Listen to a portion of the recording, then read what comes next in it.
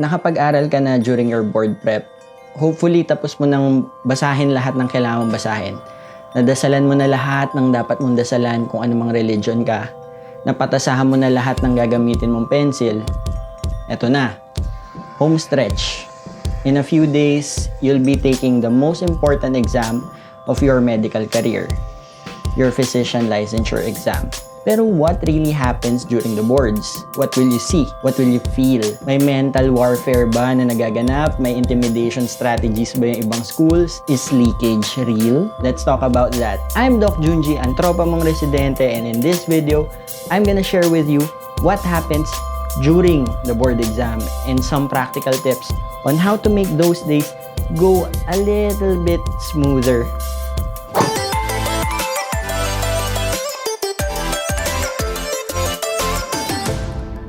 So a few weeks ahead of the day of the boards, the PRC will inform you kung saan yung testing site mo. At this point, your job is to scout the place, saan traffic, saan dadaan, saan pwede mag-park, saan pwede mag-review, saan yung landmarks, saan ka papasok, saan pwede kumain. Those are the things that you have to look for. And one thing that you don't want to happen during the day of the board exam itself is yung maligaw ka. Di mo alam kung saan dadaan, dito ba, doon, ba't may pumapasok doon, saan yung room ko, one way ba tong street na to, pwede ba ako mag-park doon. Huwag kang aasa kay Waze during that day. You should know the place by heart. From where you'll be staying, papunta sa testing site, dapat alam mo yung daan.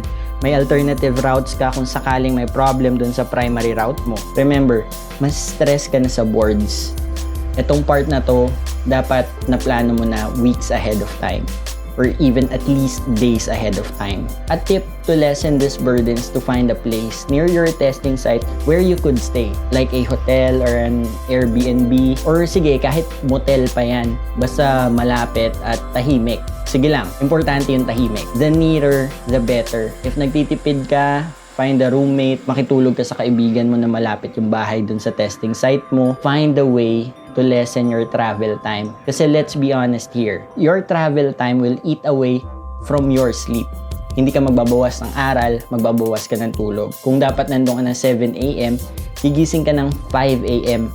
kasi ang layo ng bahay mo. But if malapit ka lang, even for just a few days, kahit gumising ka ng 6 a.m., that's 60 minutes of extra sleep. Sayang din yun. Now, if you'll be commuting, make sure na alam mo kung saan ka sasakay. Ano ang sasakyan mo? Even kung magkano yung kailangan mong ibayad. Dapat na practice mo na yan.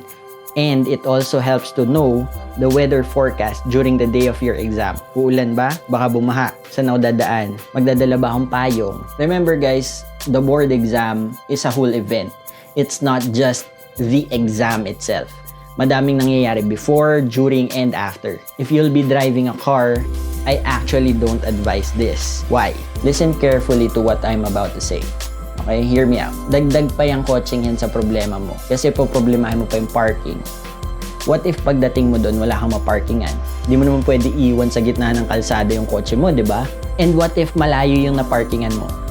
Maglalakad ka pa ngayon pabalik sa testing site mo. All that excess hassle na could have been avoided, that eats away from your focus during the exam. So here's your pre-exam goal. You should eliminate as much stress and hassle as you could. The less non-exam stuff that you need to think about, the more you can focus on the exam itself. So malayo bahay, rent somewhere near. If may car ka, find someone who could just drive for you. Ibababa ka, then bahala na siya sa buhay niya. Kita na lang ulit kayo after the exam. Now, for the things that you should be bringing during your exam, di ko na itatackle yan. Alam nyo na dapat yan, mga permits and all that stuff. If nag-review center ka, they should have told you that. But what I will mention here in this video is your food. You're allowed to eat during your exam. Di ko lang sure this year kasi you should be wearing your mask. Pero make sure na yung iinumin mo, if magdadala ka ng drinks, has a tightly sealed container. Make sure to close the bottle cap every time. Hindi yung half lang kasi inumin ko pa naman ito mamaya. Don't do that. There's always that risk na matamaan mo yung drink and tumapon sa papel mo. Also, don't put your drink on your table. Kasi kung malamig yan, magpapawis and then kahit ilagay mo yan sa baba, basa na yung table mo. Put it on the floor, sa gilid ng seat mo, or under your seat, not in front. Kasi in front, nandun yung paa mo, and kung malikot ka, baka masipa mo yun, matalsikan yung nasa harap mo, and that's chaos, and you don't want that. Again, you should be able to focus on the exam itself. Now, let's go to what happens during your lunch break. It's gonna be very difficult to eat. All that anxiety, fear, regret, di ka makakain, but you need to eat. You need that ATP. Alam mo yan, inaral mo yan sa biochem. But prepare something na easy to eat. A burger, a sandwich, basta something easy. Pero kung trip mo talaga mag-chicken adobo with egg and extra rice, eh di sige. And if ikaw yung tipo ng tao na kahit anong kaba eh nakakakain pa rin, then good for you. Pero wag masyadong papakabusog, okay? Hindi ka nagsasangyup kasama ng tropa mo. You don't want to take your next exam na antok-antok ka. That's the worst. Walang kape ang makakatalo sa antok ng busog, okay? Also, let me remind you that this is not the time to experiment with your food. Dun ka sa mga alam mong pagkain na di kaaway ng tiyan mo. Kung alam mong like mahina ka sa dairy food, don't eat something with cheese or milk. Don't bring anything na mabilis mapanis. Kasi kung ayaw mong mag-exam ng inaantok, mas ayaw mong mag-exam ng natatae. That's for sure. But, speaking of natatae, be prepared with your meds. Doktor ka, alam mo kung anong gamot ang dapat mong i-take. What if sumakit yung ulo mo? What if atakihin ka ng allergic rhinitis mo? What if magdysmenorrhea ka? Natatae ka, ina-asthma ka, prepare your meds. Maglagay ka sa bag mo. Kahit isa lang, kahit dalawa lang. Now, prepared ka na, dumating ka na sa room mo. Don't be shocked if certain schools wear certain colors and yung iba may pa-cheering squad pa sa labas ng testing sites. Don't be intimidated. Let's say that you came from a relatively small med school. Ala, ang dami nilang taga XYZ school dito sa room, or ABC school, or whatever letter school. Oh my gosh, ang tindi ng support ng school nila. Tapos yun sa amin, nag-text lang sa amin yung reviewer namin. Group text pa. Bro, chill. Focus on your exam. Don't focus on them. Di sila yung magsasagot ng exam mo. Ikaw. Focus on you.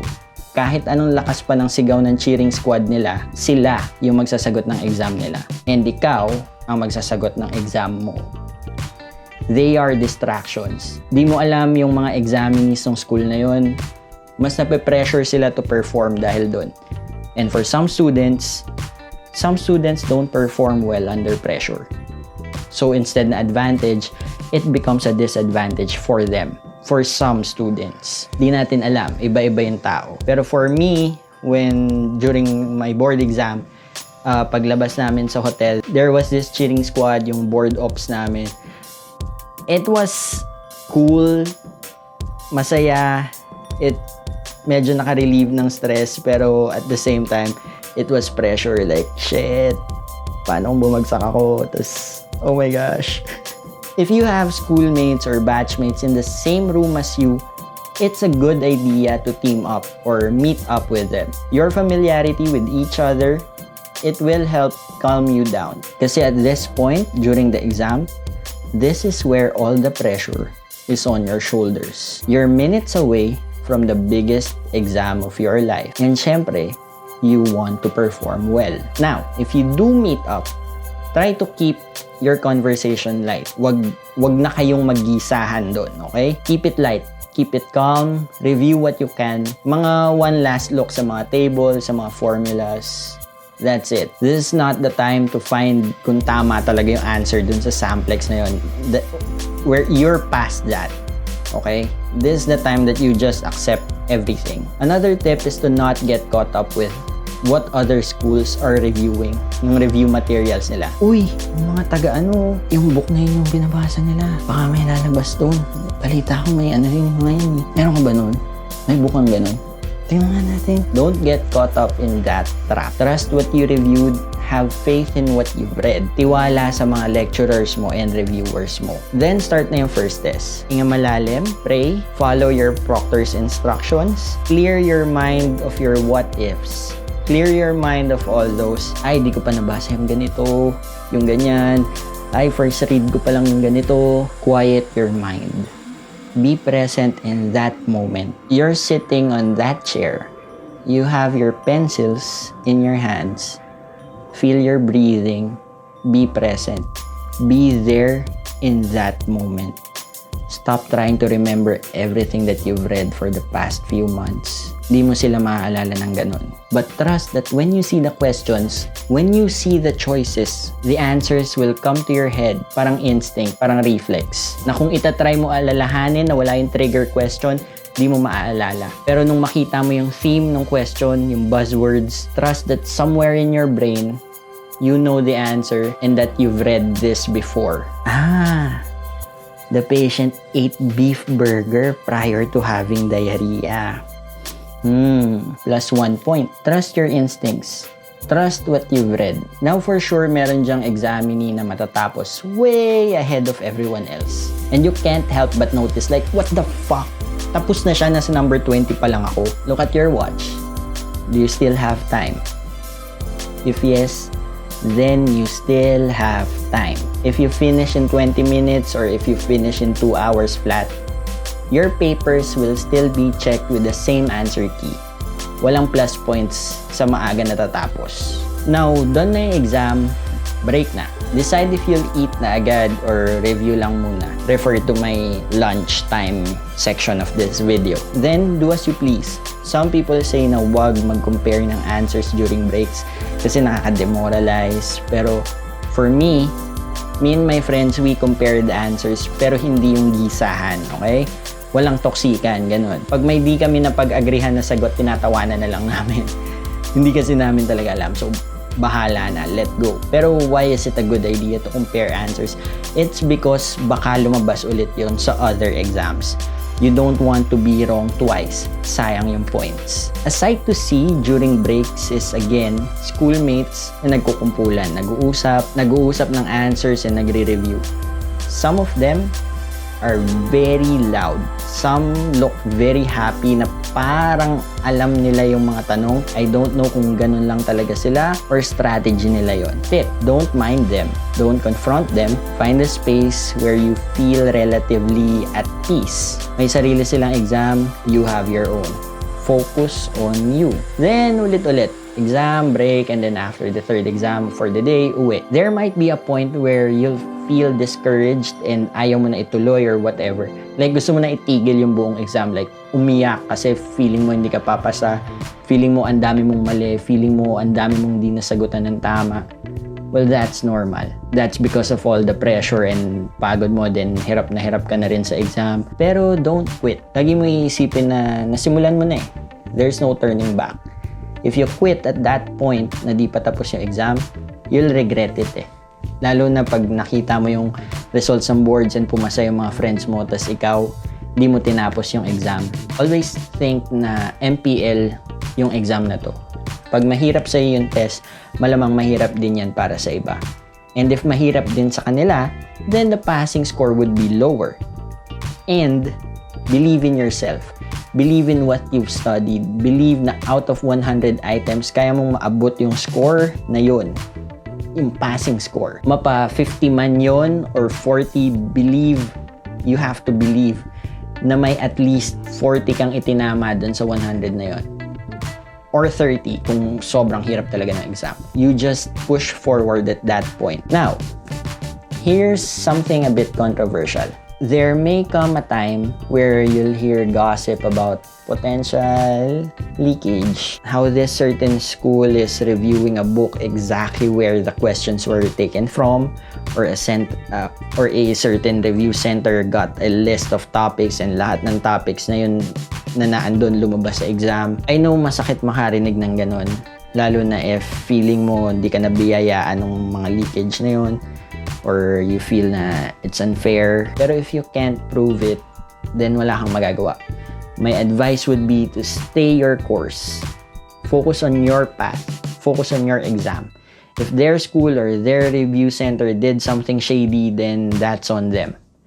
Again, focus on you. If you can't prove anything, then what's the point on dwelling on that thought, diba? For all we know, strategy lang talaga yun ng ibang school or review center na mag-spread ng ganong gossip to get other examinees off their game. To get people to focus on an issue, then focus on the test. Kasi syempre, pag distracted kayo about an issue, di kayo makakaisip or makaka-review ng maayos. Pag di kayo naka-review ng maayos, madaming bababa yung score. Pag madaming mababa yung score, mababa yung MPL. Mas mababa yung MPL, sila na nagkalat ng chismis, sila na di na-stress sa issue, sila yung makakapasa. Kasi mas nakafocus sila sa exam rather than the issue. It's hard to do. I would admit, nung boards namin, may kumalat din na chismis na ganito pero nothing was proven. And sa sobrang inis ko, nag-text ako dun sa lecturer namin sa review center and he said this to me: focus on your exam. That's what he said, not the issue. Kasi kahit pa nag-cheat sila, if ever meron nga, ikakapasa mo ba yun? Tataas ba yung score mo? No. So focus on you. Stay on your path, and before you know it, namimili ka na ng dress or suit mo for oath taking. So future doctors, if you got anything from this video, check out this video din about residency naman kasi magre-residency ka na soon. Or moonlighting ba muna? Check this video out. I'll see you on that one. Bye!